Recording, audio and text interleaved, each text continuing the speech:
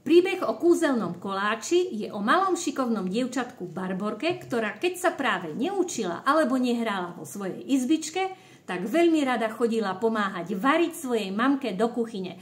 Barborka chcela, keď raz vyrastie, stať sa pekárkou. Raz, keď bola veľmi smutná Barborka, mamka ju chcela rozveseliť, tak ju zavolala do kuchyne, aby jej pomohla s prípravou polievočky. Barborka mala mamke priniesť kuchársku knihu a keď ju Barborka niesla, tak z knihy vypadol lístoček, na ktorom bolo napísané Kúzelný koláč. Barborka premýšľala, čo to len môže byť, čo keď takýto koláč upečiem a zjem, tak budem vedieť lietať alebo čarovať. Bola veľmi zvedavá.